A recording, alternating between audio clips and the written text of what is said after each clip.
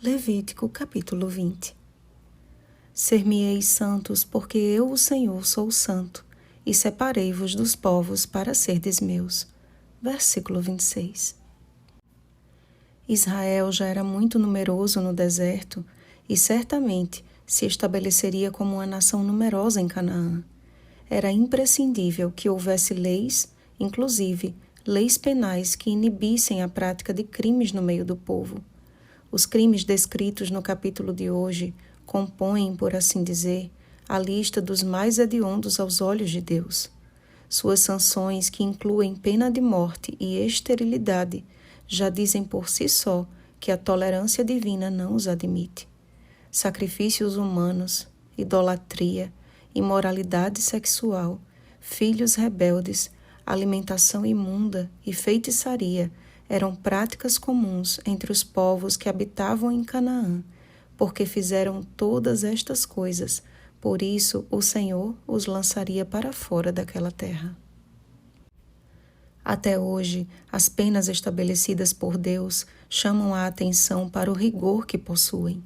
Não parece haver piedade, contrastando com a compaixão do Salvador nas linhas que descrevem o seu ministério terrestre.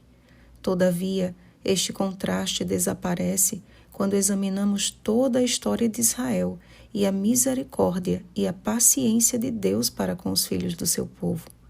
De todos os reis de Judá, por exemplo, creio que Manassés foi um dos piores.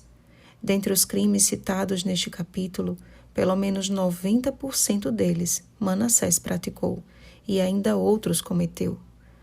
Mas quando preso por ganchos e cadeias, Manassés se humilhou diante de Deus e orou fervorosamente. Resultado: ele foi perdoado pelo Senhor, conduziu Israel a um reavivamento e reforma, e dormiu em paz o sono da morte dos que serão despertados para a vida eterna na volta de Jesus. O que é isso, senão a graça de Deus? Deus abomina o pecado, mas ama o pecador. Suas leis e penas aplicadas aos transgressores, ao contrário do que aparentem, não eram para a morte, e sim para a vida.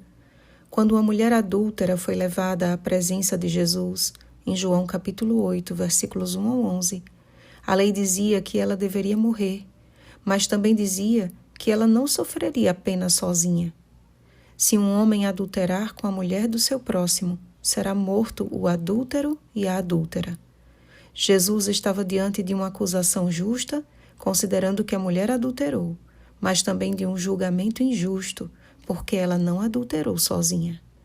O povo havia corrompido tanto a pena como a motivação da pena, e cada pedra que tinham em mãos era materialização de seus corações endurecidos. Aquele, porém, que sonda os corações, jamais aplicaria uma pena de morte a alguém que estivesse disposto a ser por ele transformado. Amados, estamos cercados pelo mal que o pecado tem causado a este mundo.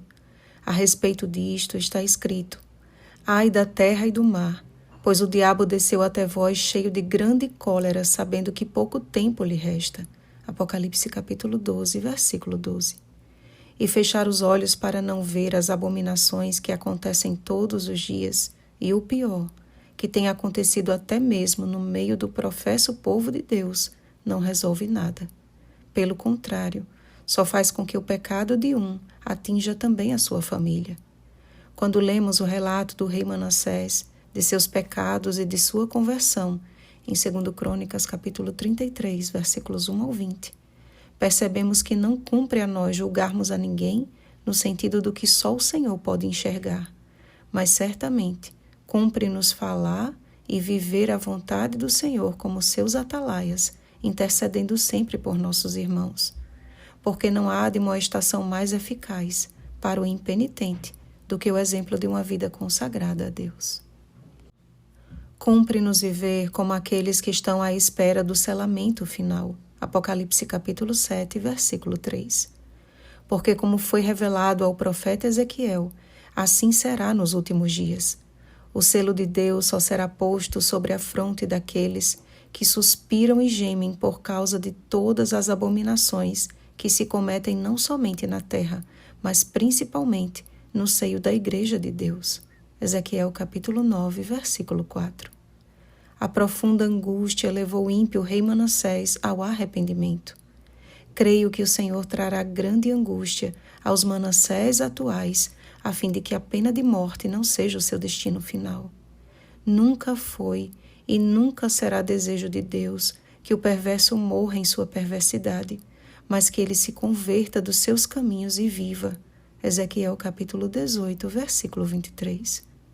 Há um clamor sendo realizado pelo Espírito Santo hoje, e existem duas reações: quebrantamento ou endurecimento do coração. A pergunta é: de que lado nós estamos?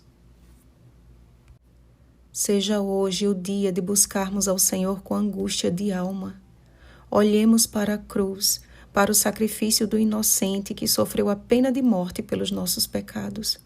Olhemos para a tumba vazia, para o Salvador que nos resgatou para a vida eterna. Cristo, eis o incomparável exemplo. Olhemos para Ele sem cessar e viveremos. Oremos, amados.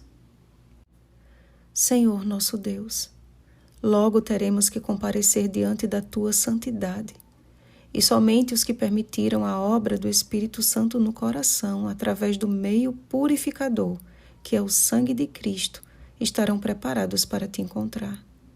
Santo Pai, contempla a nossa situação, pois, como disse Davi, já não há homens piedosos, desaparecem os fiéis entre os filhos dos homens. Ó Senhor, santifica-nos para Ti e volta logo. Em nome de Jesus. Amém. Vigiemos e oremos. Bom dia, selados para a eternidade. Oremos pelo batismo do Espírito Santo. Oremos uns pelos outros. Rosana Garcia Barros.